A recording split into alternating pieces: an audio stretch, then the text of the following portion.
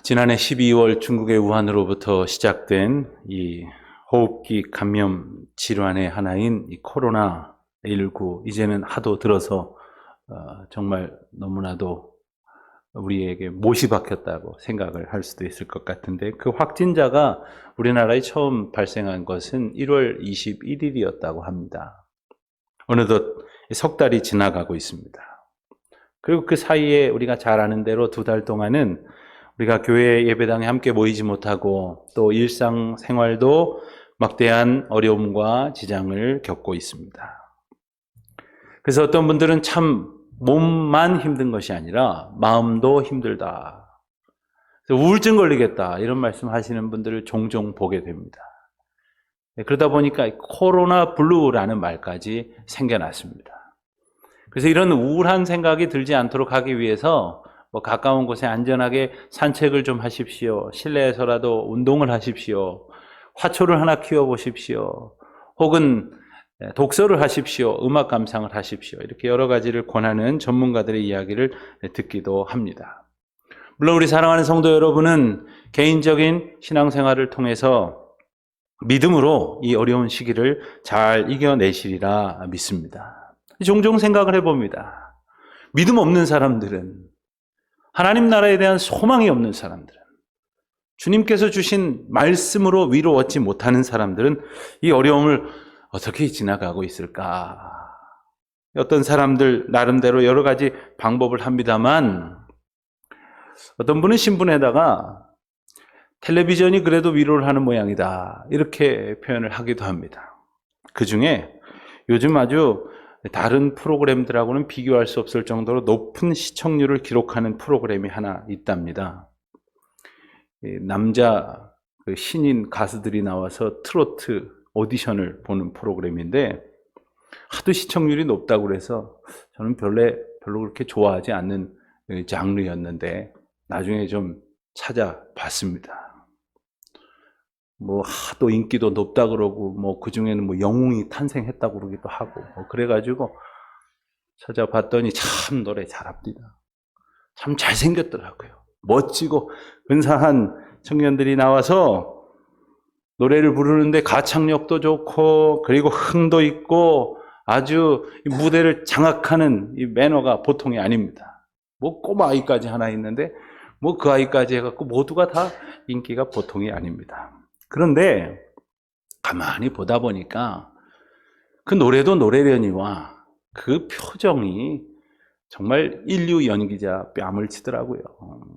애절한 노래를 부를 때는 간절한 표정을 짓고, 아주 기쁜 노래를 부를 때는 흥에 겨워서 세상을 얻은 것 같은 그러한 노래를 부릅니다. 그런데 어떤 노래는 그렇게 아주 모두가 다 어깨춤을 들썩이게 하는 신이 나는 그런 노래도 있는 반면에, 어떤 노래는 참 너무 구슬프고 애절한 그러한 가사를 가지고 있습니다. 그런데 그 노래를 부를 때의 그 가수들의 표정을 보니까 기왕이면 밝고 흥겨운 노래를 부르는 게 더 좋겠다 하는 생각도 나름 해보게 되었습니다. 물론 우리가 그리움을 노래할 때가 있습니다만, 소망을, 희망을 노래할 수 있어야 하겠고, 기왕이면 우리 주변에 참으로 우리에게 허락된 좋은 것들, 예컨대 자연과 아름다운 꽃과 풀과, 그리고 우리 인생에게 허락된 놀라운 축복들, 그런 밝은 면을 노래할 수 있으면 우리 표정도, 우리 삶도 더 밝아지겠다 하는 생각을 해봤습니다. 그러고 보니까 오래전에 읽었던 한 대중평론가라고 하는 분의 글이 생각이 납니다. 이분 말하기를 이 가수들의 운명이 노랫말하고 닮아가더라는 거예요. 간다 간다 이런 노래 부르더니 간더래요. 또 정말 신나고 기쁘고 아주 밝은 노래를 부르는 사람의 삶은 또 그렇게 밝게 그렇게 살아가더라는 겁니다. 무관하지 않을 것입니다. 가만히 보면 이 우리 입술의 고백이라는 것이 그 나름대로 권세가 있었거든요. 그래서 옛 어른들은 하신 말씀이 말에 능력이 있고 말이 씨가 된다, 이런 말씀도 하시잖아요. 그래서 우리가 누군가에게 축복의 말을 들으면 그 영향을 받는 법이고, 또 저주의 말을 들으면 그 역시 영향을 받지 않을 수 없는 것입니다. 그래서 우리가 말을 할 때 말은 남을 향하여는 고백이 되고 하나님께 드리면 그것이 기도가 되는 법이지요. 말이라는 것이 곧 나의 노래가 되고 그리고 나의 소망이 된다는 이 사실을 우리는 기억해야 할 것이겠습니다. 그러고 보면 이 말이라고 하는 것은 인격과도 결코 분리될 수가 없습니다. 그러므로 내 인격이 내가 하는 말에 있다고도 말할 것이에요. 내가 어떤 말을 하는가, 그것이 내 자신이고 내가 그대로 살아가는 것이고 그것이 나의 운명을 좌우하게 된다 하는 것입니다. 그리고 이런 말이 있습니다. 어떤 사람의 마음속에 어떤 생각이 있으면 그것이 사상 혹은 신념이라고 말할 수 있게 되고 그 속에 있었던 것이 입을 통해서 나오면 이게 말이 되고 또 그 말이 반복되어서 고정이 되면 그의 뜻이 된다는 겁니다. 그리고 그 말이 나를 움직이게 되면 그것을 행동이라고 말한다는 거죠. 그런데 놀라운 것은 그렇게 말하다 보면 마음도 행동도 그 말대로 따라간다는 거예요. 내가 기쁜 말을 하면 내 마음도 기뻐지는 것이고 슬픈 말을 할 때에 내 마음도 슬퍼진다 하는 겁니다. 한 번쯤 들어보셨을 만한 이름 심리학자 중에 프로이트라고 하는 이가 있습니다.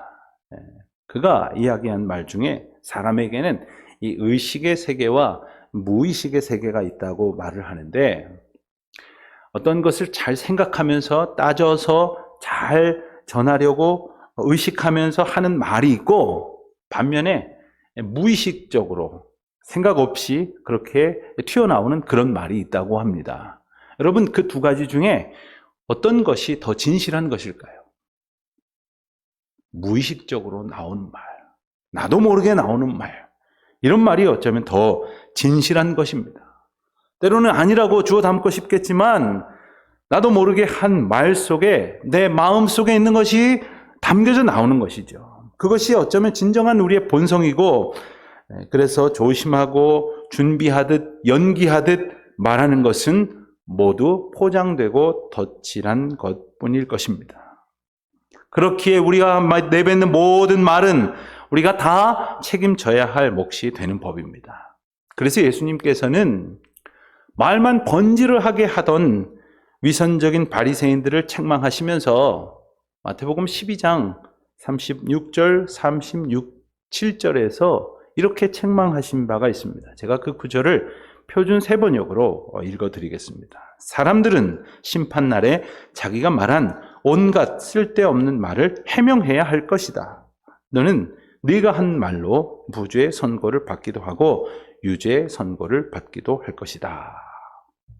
우리가 한 말에 대해서 심판하시겠다고 하신 이 엄중한 말씀을 우리는 기억해야 할 것입니다. 오늘 우리가 함께 읽은 본문 말씀에는 그와 관련한 대단히 중요한 귀한 말씀이 담겨져 있습니다. 주님께서 말씀하십니다. 내 귀에 들린 대로 행하리라. 하나님이 백성들에게, 하나님이 우리에게 말씀하시는 것이 내 귀에 들린 대로. 여러분, 우리가 눈을 감고 무릎 꿇고 고개를 숙이고 하나님께 기도드린 시간만이 아니더라도 우리가 하는 모든 말은 당연히 하나님께서 다 들으십니다. 은밀한 중에도 들으시고 또 그것을 반드시 하나님께서 갚으신다고 말씀하십니다. 그것이 간절한 소망의 말이건 남을 향한 축복의 말이건 혹은 반대로 저주의 말이건 원망의 말이건 주님께서는 다 들으시고 내가 들은 대로 행하겠다고 말씀하시는 거예요. 왜 하나님께서는 이런 말씀을 오늘 본문에 하셨을까? 무슨 이유가 있지 않겠습니까? 27절을 보면요. 27절입니다. 나를 원망하는 이 악한 회중에게 내가 어느 때까지 참으랴. 이스라엘 자손이 나를 향하여 원망하는 바, 그 원망하는 말을 내가 들었노라. 그렇습니다. 이유가 있었습니다. 이스라엘 백성들이 하나님을 원망했거든요. 그래서 하나님께서 말씀하시기를 내 귀에 들린 대로 내가 너희에게 행할 것이다. 게다가 28절 말씀을 보면 하나님께서 이 하나님의 말씀을 아주 단호한 뜻으로 전하시는 의미였겠죠. 맹세까지 하셨다고 표현되어 있습니다. 그렇다면 이스라엘 백성들은 무슨 원망을 했을까요? 도대체 왜 하나님께서 이렇게 진노하실 만한 원망의 말을 했을까요? 그 내용을 살펴보기 위해서는 13장, 14장을 전체적으로 우리가 보아야 할 것입니다. 우리가 잘 아는 이야기입니다. 하나님께서 어느 날 모세를 불러서 명령하십니다. 내가 너희 백성들에게 주기로 약속한 땅, 그 가나안 땅으로 정탐꾼을 보내라. 이렇게 말씀하십니다. 그래서 12지파에서 각 지파에서 한 사람씩 택해서 가나안 땅을 정탐하게 합니다. 자, 12지파가 각 지파에서 한 사람씩을 세웠으니까 어떤 사람을 뽑았을까요? 아마도 우리 지파에서 그래도 제일 똑똑하고 판단력도 좋고 그래도 근사하고 나름대로 훌륭한 그런 사람을 세워 보냈지 않았겠습니까? 그런데 그들이 한 결과를 생각해 보면 인간이 생각하는 근사한 인간이라는 것이 얼마나 부질없는 생각인 것을 또한 알게 되죠. 자, 모세가 그들에게 이렇게 명령했습니다. 가서 그 땅을 보고 그 땅이 어떤지, 그 거민들은 약한지 강한지, 또 얼마나 많은지 혹은 적은지, 그 땅은 좋은지 나쁜지, 성읍이 산지인지 평지인지, 토지가 비옥한지 메마른지, 나무들은 좀 있는지 없는지 잘 살펴보고, 돌아올 때 혹 그곳에 나는 소산물이 있으면, 열매 같은 것들이 있으면 과실 같은 것들을 좀 따오라. 이렇게 명했습니다. 자, 우리가 잘 아는 대로 그들이 40일 동안 가나안 땅을 두루 다니면서 정탐을 한 후에 포도와 석류 그리고 무화과 같은 과실들을 정말 따가지고 그리고 보고를 합니다. 그 땅은 정말 젖과 꿀이 흐르는 비옥한 땅입니다. 그 땅에서 결실한 이 과실이 이렇게 대단합니다. 그러면서 그 땅에 대해서 소개를 합니다. 그런데 그곳에 있는 거주민은 아주 강하고 견고하고 키가 컸습니다. 얼마나 큰지 우리는 그들 앞에서 메뚜기 같았습니다. 이런 보고를 했어요. 이렇게 보고한 사람이 10사람이었습니다. 들어가서 우리가 싸우면 우리는 죽고 말 것입니다.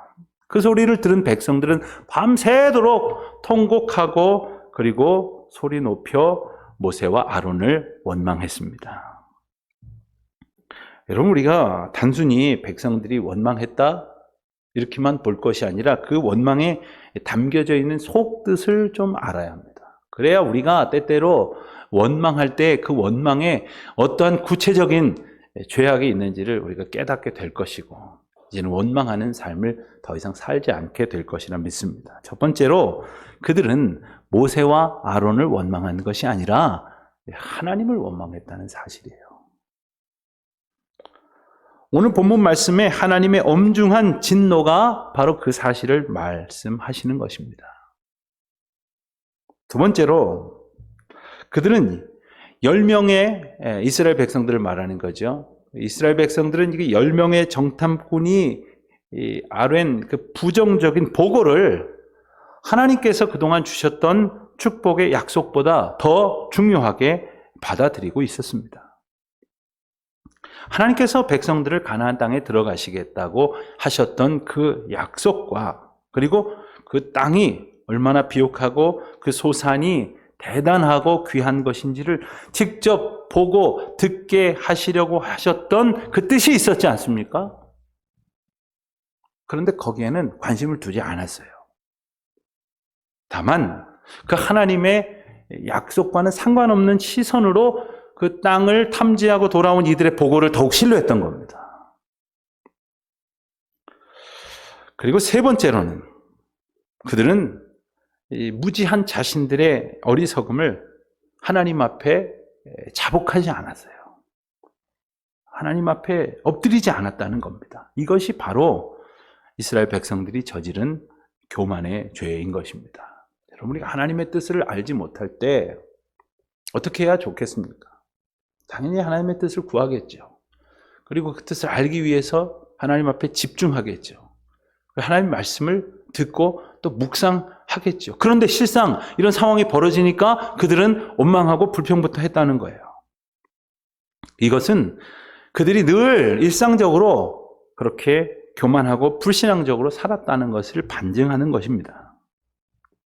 사실 우리가 어떤 원망의 말을 한다고 하면 그 말은 제일 먼저 내가 듣습니다.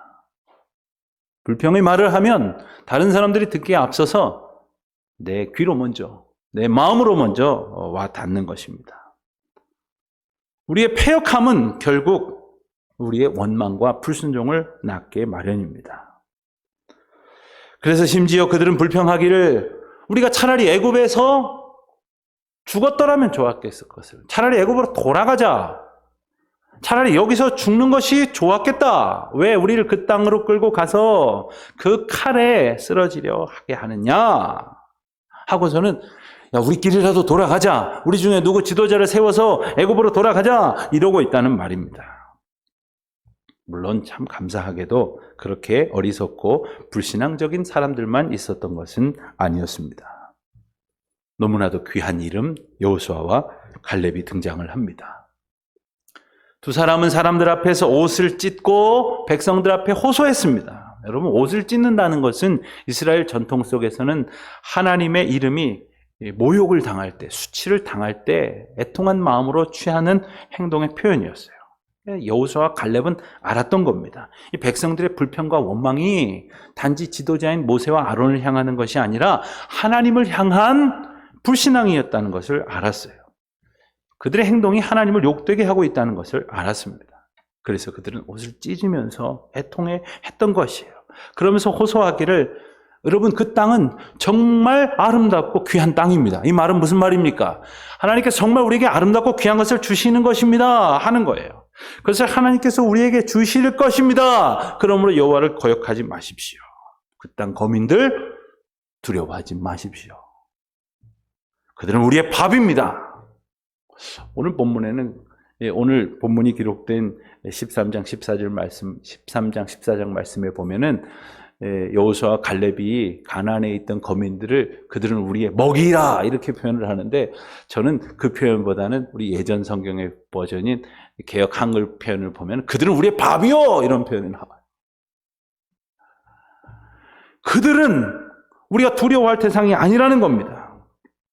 자, 이렇게 상반된 정탐꾼들의 두 가지 보고를 듣고 이스라엘 백성들이 취하였던 행동은 이미 본 것처럼 모든 기대와 소망을 다 잃어버린 자들처럼 소리 높여서 밤새도록 통곡했다는 것이죠. 원망하고 불평하고 거역했습니다. 그것은 바로 하나님을 온전히 알지 못한 결과였습니다. 그들을 인도하시는 하나님의 그 놀라우신 은혜 가운데에서 가나안 땅에 들어가게 되면 하나님이 약속하신 그대로 그 땅의 거민들을 물리치고 그 땅을 차지하게 하실 것이라고 하는 여호수아와 갈렙의 말을 듣지 않고 들어갔다가는 우린 다 죽습니다. 이런 말을 했던 10명의 정탐꾼의 말에 귀를 기울였다는 거예요. 그렇기 때문에 그들은 자신의 처지를 한탄하며 통곡했던 것입니다. 그리고 한편으로는 억울해하고 있었어요. 그 가나안 땅, 당연히 우리가 들어가서 당연히 그 차지해야 되는데 들어갔다가는 죽게 생겼으니 억울했다고 생각하는 것, 이것이 그들의 한계였습니다. 여러분, 때로 우리가 뭔가를 이제 잃어버렸다고 했을 때 막 애통해합니다. 막 분해합니다. 억울해합니다. 근데 사실 생각해 보십시오. 그거 본래 우리 거 아니었습니다. 그것이 내게 주어져서 얼마나 유익하게 감사하게 사용되었는지는 하나님께 영광 돌리지 않고 내가 당연히 가져야 되는데 더 가져야 되는데 그렇지 못했다고 억울해하는 것이 완악한 인생들의 한계라는 거죠. 하나님이 억지로 애굽에서 자기들을 끌고 나와서 잘못된 길로 가게 해서 다 죽게 하신다 이렇게 생각하고 있는 거예요. 그렇다면 그들이 기억하고 있는 하나님의 약속은 무엇이었겠습니까? 여러분, 우리는 어떻습니까? 때로 우리가 원하는 대로 되지 않고 혹은 도저히 극복할 수 없는 것 같은 어려움에 직면했을 때 과연 우리가 보이는 모습은 어떤 것입니까? 세상 뜻대로 되는 게 하나도 없네. 내 뜻대로 되는 거라고는 아무것도 없어. 이렇게 불평하기보다는, 한탄하기보다는 과연 하나님의 약속을 내가 온전히 바라보고 의지하고 붙들어 순종하고 있는지를 살펴봐야 하는 거 아닙니까? 자, 이제 백성들의 원망과 불평에 대해서 하나님이 어떻게 대응하시는지를 다시 한번 살펴보겠습니다. 우선 하나님이 심판하신 심판의 기준은 28절에 이미 읽은 대로 너희 말이 내 귀에 들린 대로 내가 너희에게 행하겠다. 하나님이 들으신 대로, 즉 백성들이 말한 대로 처분하시겠다는 거예요. 뭐? 여기서 죽게 생겼다고? 그래, 여기서 죽게 해주마. 가나안 땅에 들어가기 싫다고? 그래, 여기서 죽게 해주마. 그러면서 하나님께서는 세 가지의 구체적인 벌을 이스라엘 공동체에 내리십니다. 우선 첫 번째로는 30절에서 보는 대로 여호수아와 갈렙 이 두 사람을 제외한 20살 이상 된 모든 이스라엘 백성들은 한 사람도 예외 없이 가나안 땅에 들어가지 못하리라 이렇게 선포하셨습니다. 하나님께서는 앞선 11절 말씀을 보면 이스라엘의 불평과 원망 어린 행동을 하나님을 멸시한 것으로 보셨어요. 불신앙으로 보셨다는 거예요. 11절 말씀 다시 볼까요? 여호와께서 모세에게 이르시되 이 백성이 어느 때까지 나를 멸시하겠느냐? 내가 그들 중에 많은 이적을 행하였으나 어느 때까지 나를 믿지 않겠느냐? 그들이 원망한 행동을 하나님께서는 철이 없는 불평쯤으로 보신 것이 아니라 하나님을 멸시하고 신뢰하지 않는 불신앙으로 보셨다는 것입니다. 하나님께서 이스라엘 백성들에게 선포하신 형벌에 모세도 예외는 아니었습니다. 물론 우리가 모세가 그런 것은 아니지 않습니까? 백성들이야 환경 탓하며 하나님을 원망했다고 하지만 사실 모세는 그 백성들을 안타깝게 여기면서 원망한 것이 아닙니까? 이렇게 변론하고 싶은 마음이 있을지도 모르겠어요. 하지만 지도자의 경우는 더욱 달라야 하는 것입니다.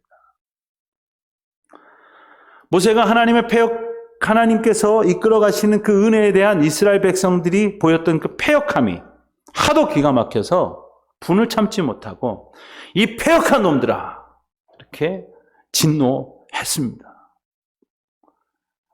그리고 물을 낼 때도 아주 바위를 쾅쾅 두 번 치면서 자신의 그 감정을 숨기지 않았습니다. 그런데 시편에 보면 이스라엘 백성들이 하나님의 뜻을 거역함으로 말미암아 모세가 진노했던 그것을 뭐라고 표현하고 있냐면 그의 입술로 망령되이 말하였다.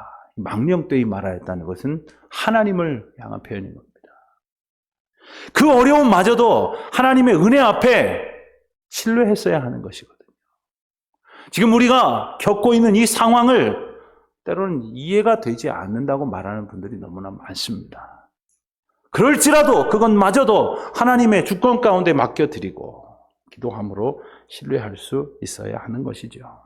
세상이 아무리 힘들고 또 도처에 불평하고 원망하고 좌절하고 한탄하는 그리고 밤새도록 통곡하는 사람들을 가득한다 하여도 주님을 거역하거나 멸시하거나 불순종하는 사람들 틈에 내가 외로이 서 있는다 하여도 우리는 여전히 주님만 바라볼 수 있어야 하는 것입니다. 그것이 믿음입니다.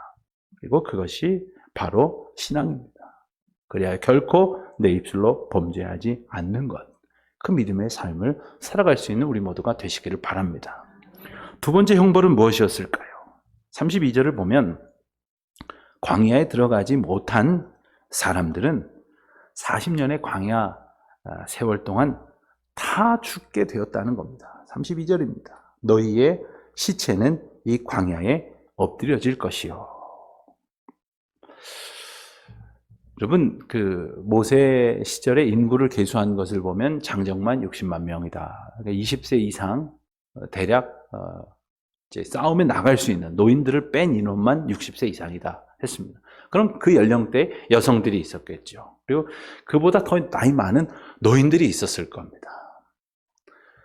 이들을 계산하면 어떤 사람은 한 200만 명은 될 것이다. 이렇게 계산을 합니다. 자, 200만 명이라고 했을 때 이들이 40년 동안 다 광야에 엎드려져 시체가 된다면 20년 곱하기 365일 이것으로 200만 명을 나누면 하루에 137명 꼴이 됩니다. 하루에 137명이 죽고 그러느라고 울고 장사 지내고 또 돌아서면 또 장사 지내고 또 죽고 오늘은 이 마을 내일은 저 장막에서 끊임없이 사람이 죽어가는 것을 그들은 경험해야만 했습니다. 100만 명이라고 150만 명이라고만 쳐도 하루에 100명이 넘습니다. 여러분 광야에서의 시간은 한마디로 말하면 죽음을 보는 훈련이에요. 그리고 내가 죽는 연습입니다. 어쩌면 우리 인생길에 우리가 겪어야 하는 가장 중요한 훈련은 산자로서 살아가지만 죽음을 준비하는 것 아닙니까? 어쩌면 살아있는 자들에게 가장 필요한 훈련은 바로 죽는 훈련일 것입니다. 하나님 앞에 서는 심판의 그날까지 우리에게 주신 그 믿음을 지키고 허락하신 그 약속 붙들고 온전히 주님 앞에 믿음으로 살아가는 것, 하나님께서 붙드시는 그 손을 의지하며 살아가는 것, 우리를 견고히 인도하시는 성령님만 바라보며 살아가는 것, 그것이 오늘 우리가 살아가야 할 삶의 훈련이고 또 감당해야 될 모습이 아닐 수 없습니다. 한 가지 형벌이 더 남아 있습니다. 33절을 읽겠습니다. 너희의 자녀들은 너희 반역한 죄를 지고 너희의 시체가 광야에서 소멸되기까지 40년을 광야에서 방황하는 자가 되리라. 이것은 그 다음 세대들, 즉 자녀들을 향한 형벌입니다. 여러분 자녀들은 불신앙으로 그리고 원망으로 산 부모 세대 때문에 이런 형벌을 받습니다. 40년을 광야에서 방황하게 된다는 거예요. 출애굽의 그 체험을 직접 경험한 세대는 놀라운 감격을 경험한 세대 아닙니까? 여러분 흔히 그런 말을 해요. 어린 학생들 보면서 6.25를 안 겪어봐서 뭘 알아? 혹은 4.19를 안 겪어봤는데 뭔 민주주의를 알아? 요즘은 월드컵은 경험해봤어? 뭐 이런 소리를 해요. 자, 나는 경험했다 이거예요. 그러면 경험한 사람답게 그것이 하나님의 놀라운 축복이고 은혜라면 그에 합당하게 살아갔어야죠. 그렇지 못했던 까닭에 자녀들이 40년을 광야에서 유리 방황하게 생겼지 않습니까? 사랑하는 성도 여러분, 저와 여러분 때문에 우리 자녀들이 그 세대 가운데에서 방황하는 일이 없게 되기를 간절히 바랍니다. 우리의 불신앙과 원망 때문에 우리 다음 세대가 믿음의 길에서 파산하고 깨져지는 그런 일이 없게 되기를 간절히 바랍니다. 오늘 우리의 고백이, 오늘 우리의 찬송이 우리의 자녀들을 하나님의 은혜의 길로 인도하게 될 것이고 혹 잘못된 원망이나 불신앙이 그들의 방황으로 이어질 수밖에 없을 것입니다. 사랑하는 성도 여러분, 오늘 우리의 입술에 무엇이 있습니까? 우리는 무슨 말을 많이 하며 살아갑니까? 과연 정말 주님을 영화롭게 하며 우리의 입술과 삶으로 고백하며 살아가고 있습니까? 우리 합당한 간증이 우리 삶 속에 가득하여 주님께는 영광이 되고 또한 성도들에게는 간증이 되며 또한 오고 오는 모든 세대들 가운데는 믿음의 길로 인도하는 아름다운 헌신이 되시기를 주님의 이름으로 축원드립니다.